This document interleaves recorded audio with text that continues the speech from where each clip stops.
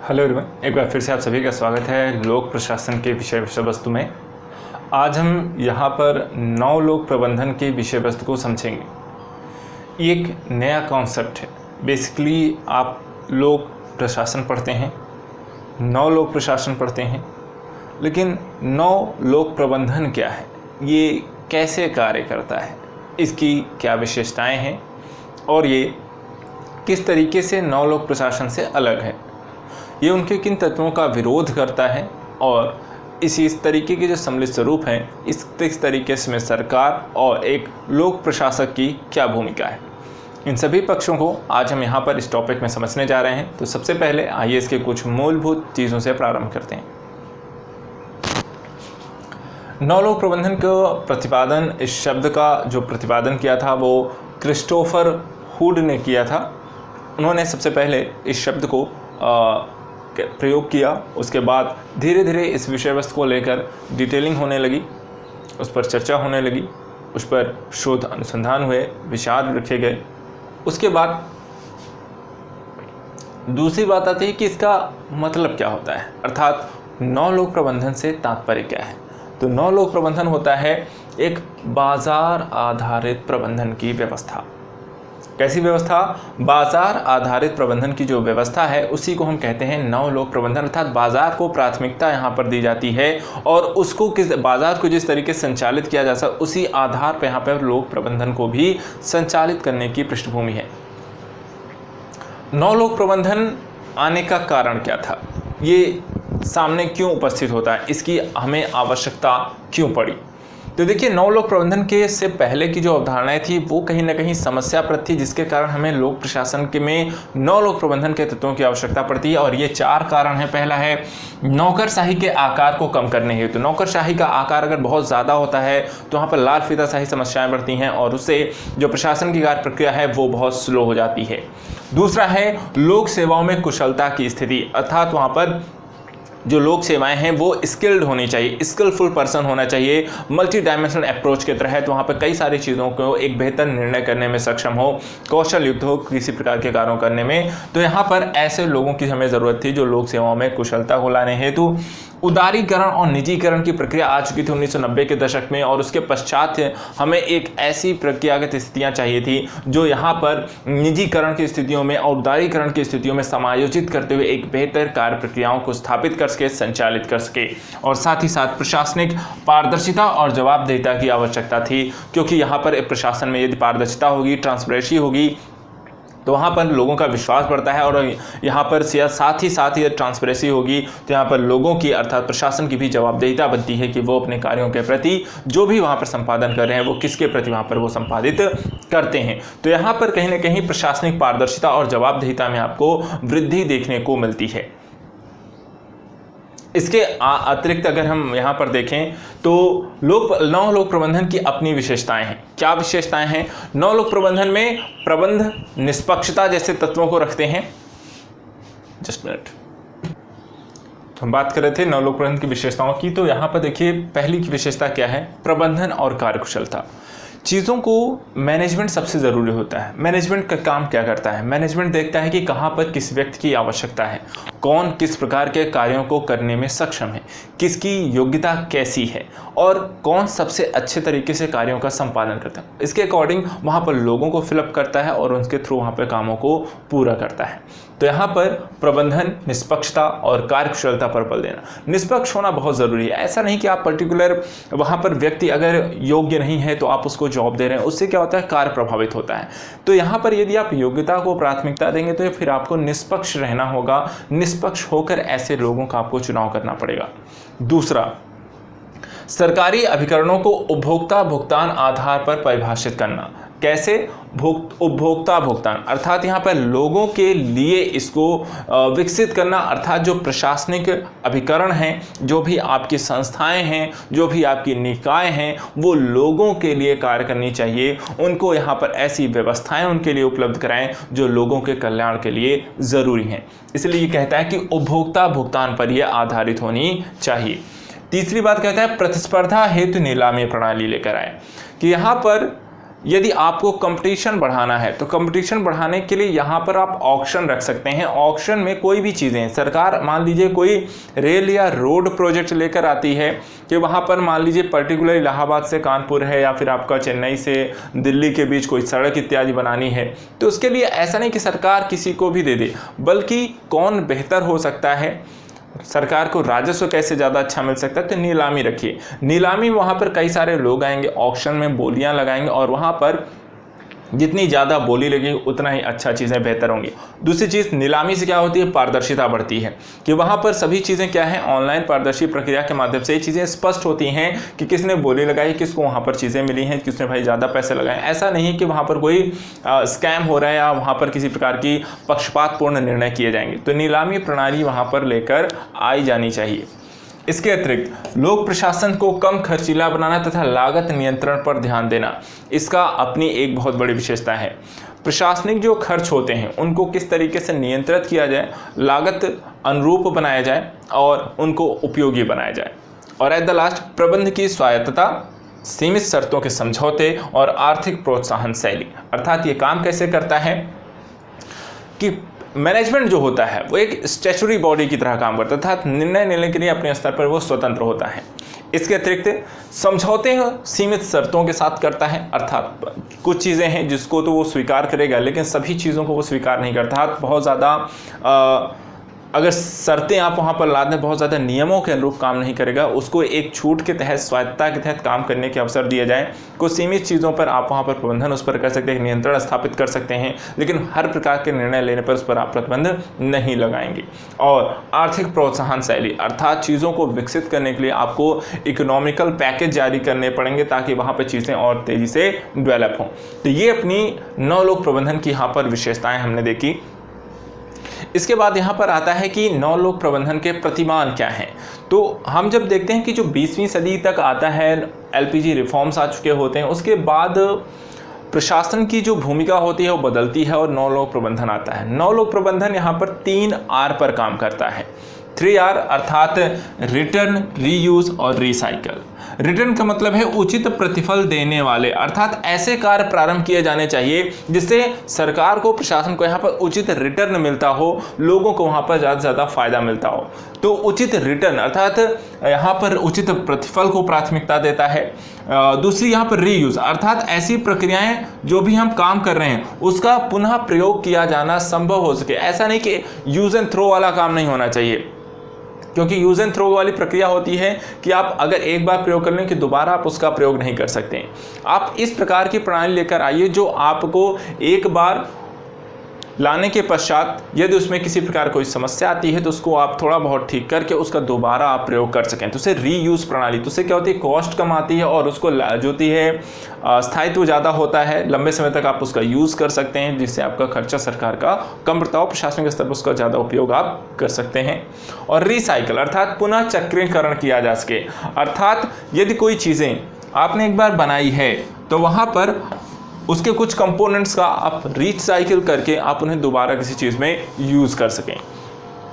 कहने का मतलब जैसे आपकी कॉपीज होती हैं, कॉपी जैसे आपने संचालित की, बनाया, कॉपी भर गई, उसको आप फाइनली रद्दी वाले को भेज देते हैं, रद्दी वाले के पास वो कॉपियाँ जाती हैं, वो कॉपियाँ फिर आपको फाइनली पेपर मिल के पास जाती हैं और वहाँ पर क्या होते हैं, उसको रिसाइकिल करके वापस वहाँ पर पेजेस में कन्वर्ट किया जाता है।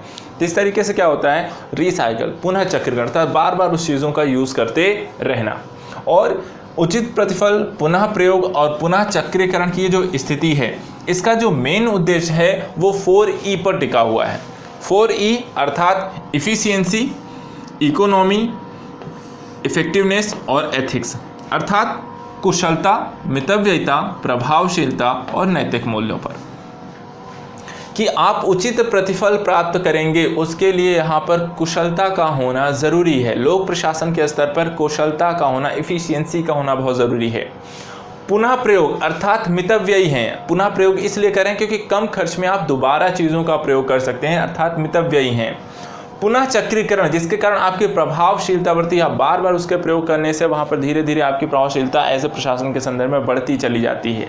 और इन सभी चीज़ों को प्राप्त करने के लिए आपका नैतिक तौर पर वहाँ पर सक्षम होना जरूरी है, ताकि आप वहाँ पर प्रशासनिक खर्चों का, मूल्यों का सही उपयोग कर सकें। अन्यथा यदि आप भ्रष्टाचारी होंगे तो आप इन सारी चीज़ों पर ध्यान नहीं देंगे, आप कोशिश ये करेंगे कि ज़्यादा से ज़्यादा पैसे मेरे पॉकेट में जाएं। लेकिन यदि आप नैतिक आधार पर सही हैं, उचित हैं आप, तो वहाँ पर आप इस तरीके के कार्यों को ज़्यादा प्राथमिकता देते हैं। तो यहाँ पर नवलोक प्रबंधन 3R की परिकल्पना है, जहां पर प्रशासन जो होता है, जो कार्य प्रणाली होती है, वो इस तरीके के प्रयोग करने की बात करती है जिससे उचित प्रतिफल प्राप्त हो, उसका पुनः प्रयोग किया जा सके और उसका पुनः चक्रीकरण किया जा सके। और इसके लिए ये यहाँ प्रशासन के 4E पर डिपेंड करता है कि वहाँ पर कुशलता होनी चाहिए, मितव्ययिता होनी चाहिए, प्रभावशीलता होनी चाहिए और नैतिक मूल्य समाहित होने चाहिए। तभी यहाँ पर ये आपके नवलोक प्रबंधन जो होता है वो सफल हो सकता है, जब इसके आप प्रतिमानों के अनुरूप यहाँ पर कार्य करते हो। इसके बाद यहां पर आता है सरकार की, और यहां पर जो लोक प्रशासक है उसकी क्या भूमिका है प्रबंधन में। नवलोक प्रबंधन में यदि सरकार की भूमिका देखें, सरकार की जो मूल भूमिका है डूअर की है, अर्थात कार्य करने वाले की। लेकिन यहां पर नवलोक प्रबंधन में जो सरकार की जो भूमिका है वो बदलकर हो जाती है जन सुविधाओं के वितरणकर्ता के रूप में, सहजकर्ता के रूप में और प्रोत्साहनकर्ता के रूप में। अर्थात यदि हम देखें तो जन सुविधाओं के डिस्ट्रीब्यूटर के रूप में सरकार काम करती है। जैसे कि वहाँ पर डायरेक्ट बेनिफिट ट्रांसफर देखिए, DPS देखिए, जैम देखिए और अन्य प्रकार की योजनाएं हैं। उसके माध्यम से सरकार क्या कर रही है, लोगों तक, अभी गरीब अन्य कल्याण योजना है जिसके माध्यम से सरकार जनता तक, लोगों को वहाँ पर संसाधनों की क्या कर रहा है, वितरण कर रही है। क्या कैसे काम कर रही है, वितरणकर्ता के रूप में। तो कैसा है, डिस्ट्रीब्यूटर के रूप में। इसी तरह सहजकर्ता, फैसिलिटेटर के रूप में, फैसिलिटीज प्रोवाइड कराना। कैसी फैसिलिटीज, जैसे लोगों को आने जाने के लिए वहां पे परिवहन की सुविधा है, रेलवेज हैं, ट्रांसपोर्ट है। जैसे अभी वर्तमान समय में देखें तो श्रमिकों को आने जाने के लिए सरकार ने स्पेशल श्रमिक ट्रेनें चलाई, तो वो कैसा है, वहां फैसिलिटेटर का काम कर रहा है। तो यहां पर क्या है, सहजकर्ता के रूप में कार्य करना। तीसरा है प्रोत्साहन करना, अर्थात प्रमोट करना। प्रमोटकर्ता के रूप में कैसे, जैसे सरकार ने अभी आत्मनिर्भर भारत संकल्पना प्रारंभ की, तो आत्मनिर्भर भारत की संकल्पना क्या है, प्रमोट कर रही है। किसको कर रही है, अर्थव्यवस्था को। और इस अर्थव्यवस्था को प्रमोट करने के लिए वो भारत के अलग अलग उद्योगों, सेक्टरों और कार्य कर्मचारियों को प्रमोट कर रहे हैं। चाहे MSME सेक्टर हो, चाहे कृषि हो, चाहे खनिज हो, चाहे कोयला हो, चाहे अंतरिक्ष हो, चाहे उद्योग हो, तो वहां पर सभी को वो क्या कर रहे हैं, प्रमोट करने का काम कर रहे हैं। तो नवलोक प्रबंधन के दृष्टिकोण में यदि हम देखें तो सरकार की जो भूमिका है वो जन सुविधाओं के किस 3 तरीके से काम करता है। कौन कौन से, वितरणकर्ता, सहजकर्ता और प्रोत्साहनकर्ता के रूप में। इसी तरीके से लोक प्रशासक की जो भूमिका है नवलोक प्रबंधन में वो कुछ इन स्तरों पर देखी जा सकती है। क्या क्या, भविष्य के प्रशासक सुधारक, अर्थात भविष्य में होने वाले परिवर्तनों के अनुरूप प्रशासनिक परिवर्तन लाने, अर्थात सुधार, रिफॉर्म्स करने वाले। दूसरा, नीति निर्धारक, अर्थात नीतियों का निर्माण करने वाले कि कैसा काम होना चाहिए, किस प्रकार की पॉलिसीज बननी चाहिए। जैसे भी हाल फिलहाल नई राष्ट्रीय शिक्षा नीति आई, तो नई राष्ट्रीय शिक्षा नीति क्या है, एक नीति निर्धारण किसने किया, यहाँ पर आपके जो सचिव रहे होंगे, मुख्य सचिव रहे होंगे शिक्षा क्षेत्र से, वहाँ पर उन लोगों ने मिलकर कस्तूरी रंगन जी की अध्यक्षता में यहाँ पर आपके नीतियों का निर्धारण किया। और इसके माध्यम से भारत की जो शिक्षा के परिदृश्य से काम हो रहा होगा, जो भविष्य में पूरी तरीके से बदल जाएगा। तो कैसे हैं, नीति निर्धारक के रूप में काम करें, आपदा नियंत्रककर्ता के रूप में काम करें। आपदा नियंत्रक वर्तमान समय कोविड-19 का दौर है। कोविड-19 क्या है, एक आपदा के रूप में, एक महामारी के रूप में, आपदा की जो होती है, महामारी जो होती है, एक आपदा के रूप में परिवर्तित हो चुकी है, जिसके कारण यहाँ पर हर एक वर्ग, समुदाय, जाति, धर्म के लोग प्रभावित हैं। भारत की पूरी जनसंख्या के साथ साथ वैश्विक स्तर पर इससे लोग प्रभावित हैं। इससे आपका हर एक क्षेत्र प्रभावित, चाहे वो आपका अर्थव्यवस्था में, चाहे कृषि हो, चाहे उद्योग हो, चाहे सेवा सेक्टर हो। तो इस तरीके से इस महामारी के कारण जो आपकी भारत के साथ साथ वैश्विक स्तर जो समस्याएं खड़ी हुई हैं, तो इस आपदा को किस प्रकार से नियंत्रित कर सकते हैं, उसके क्या उपाय हैं, वहाँ प्रशासन अपनी क्या भूमिका है। तो लोगों को किस तरीके से जागरूक करना है, लोगों तक कैसे स्वास्थ्य सुविधाएं उपलब्ध करानी है, लोगों को कैसे एक स्थान से दूसरे स्थान सुरक्षित माहौल में उपलब्ध आने जाने की सुविधा उपलब्ध करानी है, साथ साथ वहाँ पे जन वितरण की जो आवश्यक मूलभूत आवश्यक वस्तुएं हैं वो उन तक कैसे पहुँचानी है। ये सारा काम किसका है, आपदा नियंत्रक के तौर पर यहाँ पे प्रशासक की भूमिका आती है। इसके अतिरिक्त गतिशील कार्यक्रम प्रबंधक के रूप में, अर्थात लगातार परिवर्तनों के अनुरूप नए नए कार्यक्रमों को आयोजन करना और उसके अकॉर्डिंग वहां पर चीज़ों को संचालित करते रहना। जैसे कि अभी भारत ने डिजिटल इंडिया प्रोग्राम लेकर आए, यहाँ पर आपको स्किल इंडिया प्रोग्राम लेकर आए, स्टार्टअप इंडिया प्रोग्राम लेकर आए, और इसी के साथ साथ यहाँ पर चाहते हैं हैकाथन जैसी प्रतियोगिताएं लेकर प्रारंभ करते हैं। तो इसके माध्यम से क्या है, ये सब गतिशील है। गतिशीलता का मतलब है कि भविष्य के उन्मुख ऐसे कार्यक्रम लेकर आए जा रहे हैं जो हमारी अर्थव्यवस्था, हमारे लोगों के लिए बहुत ज़रूरी हैं। अब स्किल इंडिया है, लोगों को यहाँ पर क्या किया जा रहा है, कौशल विकास किया जा रहा है, उसके माध्यम से लोगों को प्रशिक्षित किया जा रहा है ताकि वहाँ पर जो नए तरीके के रोजगार उत्पन्न हो रहे हैं उसके अनुरूप यहाँ पर लोगों को प्रशिक्षित करके उनको रोजगार उपलब्ध कराया जा सके। तो इस तरीके से क्या है, गतिशील कार्यक्रम प्रबंधन के रूप में काम करना है। मानवतावादी नियोक्ता के रूप में, तो यहाँ पर एक प्रशासक के अंतर एक मानववादी दृष्टिकोण भी होना चाहिए, तभी वह कई बार भावनाओंगत स्थितियों को समझकर निर्णय लेने में सक्षम हो सकता है और वहाँ पर चीज़ों को एक बेहतर तरीके से, संतुलित तरीके से आप उसको देख सकते हैं, संचालित कर सकते हैं। प्रतिस्पर्धी प्रशासक का होना बहुत जरूरी। तो लोक प्रशासन की भूमिका कैसी है, एक प्रतिस्पर्धी प्रशासक की, अर्थात जब कंपटीशन का लेवल अच्छा होगा तो वहाँ प्रतिभाएं भी नई निकल कर आती हैं और उससे जो होता है आपके प्रशासन के स्तर पर, राष्ट्र के स्तर पर, लोगों को मिलने वाली सुविधाओं के स्तर पर वहाँ पर आपको लाभ देखने को मिलता है। तो यहाँ पर प्रतिस्पर्धा को ज़रूर बढ़ाया जाना चाहिए और वहाँ पर एक स्वस्थ प्रतिस्पर्धा के तौर पर इसे विकसित किया जाना चाहिए।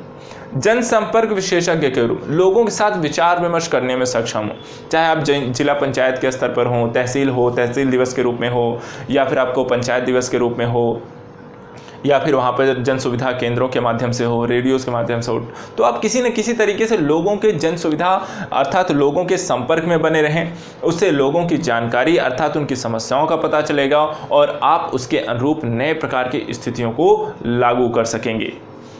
इसके बाद सृजनात्मक चिंतक के रूप में होना चाहिए, अर्थात क्रिएटिविटी होनी चाहिए उसके अंतर्गत। नई चीज़ों को लेकर कैसे क्या किया जा सकता है, लगातार एक चिंतनशील होना चाहिए। किस तरीके से मैं क्या नई पॉलिसीज लेकर आऊँ कि लोगों को ज़्यादा से ज़्यादा फायदा हो सके, राष्ट्र का भला हो सके, मेरे क्षेत्र का विकास किया जा सके। यहाँ पर एक सृजनात्मक यहाँ पर चिंतक होना चाहिए। इस तरीके से नौ लोक प्रबंधन में जो लोक प्रशासन की भूमिका है, हम इतने अलग अलग पक्षों से उसे देख सकते हैं। अब इसके बाद आती है कि नौ लोक प्रबंधन यहाँ पर परंपरागत लोक प्रशासन के किन तत्वों का विरोध करता है। तो देखिए, जो परंपरागत प्रशासन है उसमें कुछ समस्याएं रही हैं। क्या समस्याएं थी, पद सोपान आधारित संगठन, अर्थात पद के अनुरूप वहाँ पर कामों का वितरण किया जाता था और पद सोपानिक क्रिया कारण यदि कोई अच्छा व्यक्ति, योग्य व्यक्ति यदि वहाँ पर संगठन के नीचे होता है, निचले पदों पर भी होता है, तो वहाँ पर उसकी बातों को अनसुना कर दिया जाता है।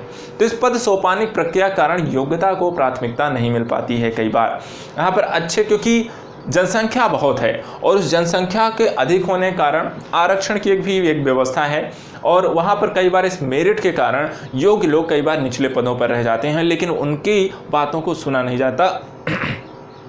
तो पद सोपानिक प्रक्रिया का यह विरोध करता है।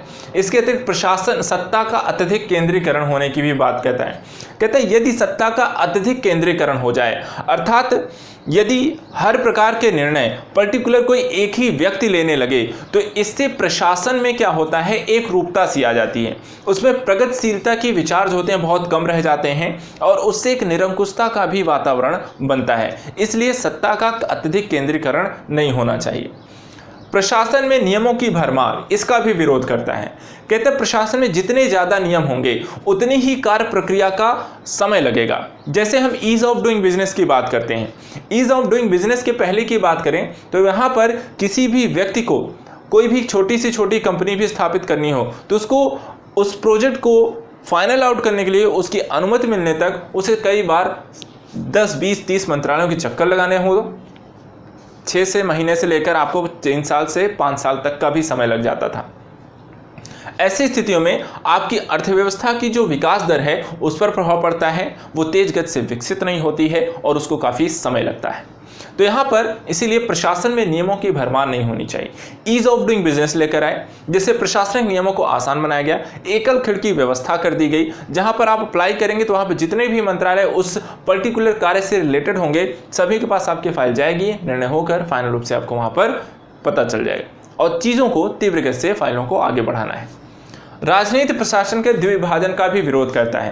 कहता है कि राजनीति क्या है, मूलतः अगर हम देखें तो यहाँ पर कार्यपालिका जो है वहाँ पर विधायिका कार्यपालिका जो है वो नियमों को बनाने का काम करती है। विधायिका संसद में उसे पास कराती है, कार्यपालिका उस कामों को क्रियान्वित करती है। और उस कार्यपालिका में ऊपरी स्तर पर कौन बैठा है, आपके राजनीतिज्ञ होते हैं जो जनता के द्वारा मूलतः चुने गए हैं, और उसके निचले पदों पर जो होते हैं आपके प्रशासनिक कर्मी होते हैं।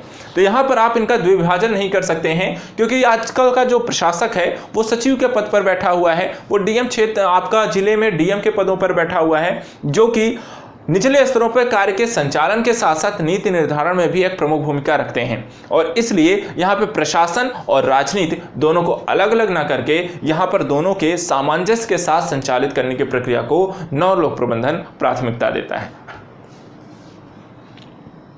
इसके अतिरिक्त निर्णय में तार्किकता होनी चाहिए, लेकिन इतनी भी अधिक नहीं कि वहां पर तर्क वितर्क करते करते चीजों का काम ही आगे ना बढ़ाया जा सके। प्रशासन की अवैयक्तिक प्रकृति, क्योंकि यदि यहां पर किसी प्रकार के नेचुरल स्तर पर अगर हम बात करें, वहां पर यदि कोई एक संरचना नहीं है, वहां पर किसी प्रकार की एक स्ट्रक्चर्ड नहीं है, तो वहां पर समस्याएं ये आती हैं कि उसकी बिना स्ट्रक्चर्ड या अवैयक्तिक स्ट्रक्चर्ड के कारण वहां पर आपको समस्याएं उत्पन्न होंगी कि आपको इसे किस ओर लेकर जाना है। और प्रशासनिक प्रक्रियाओं में कठोरता का होना, तो इन सभी चीज़ों को लेकर यहाँ पर नव लोक प्रबंधन जो है वो परंपरागत लोक प्रशासन का विरोध करता है। अंतिम तौर पर हम देख लेते हैं नव लोक प्रशासन और नव लोक प्रबंधन, इन दोनों में मूलभूत अंतर क्या है। सबसे पहले बात करते हैं नव लोक प्रशासन की। नव लोक प्रशासन ये क्या है, ऐसा लोक प्रशासन जो प्रगतिशील विज्ञान बनाने का प्रयास करता है। कैसा प्रगतिशील विज्ञान पर आधारित लोक प्रशासन है, कौन सा, नवीन लोक प्रशासन। जबकि नव लोक प्रबंधन कैसा प्रशासन है, लोक प्रशासन में प्रबंधन के नियमों को समावेशित करता हुआ। तो यहाँ पर क्या है, ये विज्ञान को प्राथमिकता देते हैं नवीन लोक प्रशासन, और ये प्रबंधन को प्राथमिकता देता है। दूसरी तरफ नवीन लोक प्रशासन में राजनीति प्रशासन के एकीकरण, मानवीय दृष्टिकोण, ग्राहकोन्मुखता, मूल्यों से भरपूर प्रशासन, विकेंद्रीकरण, प्रत्यायोजन तथा सामाजिक कार्यकुशलता पर बल देता है। नवीन लोक प्रशासन इन मूल्यों पर बल देता है, जबकि नवीन लोक प्रबंधन जो है वो आपका प्रशासन में दक्षता, निष्पादन मूल्यांकन, प्रतिस्पर्धा तथा निजी क्षेत्र से सामंजस्य स्थापित करने को ज़्यादा प्राथमिकता देता है। और अंतिम तौर पर नवीन लोक प्रशासन में लक्ष्यों, मूल्यों व भावनाओं पर टिका आंदोलन है। लक्ष्यों, मूल्यों एवं भावनाओं पर टिका हुआ एक आंदोलन है, जबकि नव लोक प्रबंधन यह संरचना तथा शैली के इर्द गिर्द टिकी विचारधारा है। तो इस तरीके से इन दोनों ही नवीन लोक प्रबंधन और नव लोक प्रशासन में ये मूलभूत अंतर हैं, और इसके अंतर्गत हम इन दोनों को चर्चित करते हैं, इन दोनों को समझते हैं और उनके अकॉर्डिंग वहाँ पर कार्य करते हैं। ये वैज्ञानिक प्रक्रियाओं को ज़्यादा प्राथमिकता देता है, लेकिन ये प्रबंधनीय प्रक्रियाओं को ज़्यादा प्राथमिकता देते हैं। तो इस तरीके से आज हमने यहाँ पर लोक प्रशासन के अंतर्गत नव लोक प्रबंधन के विषय वस्तु को पढ़ा और समझा है। इसमें उसके मूल्यों को समझा, प्रतिमानों को देखा, विशेषताएं देखी, कारणों को देखा, नव लोक प्रशासन और नवीन लोक प्रबंधन अंतर को देखा, और साथ ही साथ यहाँ परंपरागत प्रशासन के आधारों पर विरोध करता है उसकी भी चर्चा की।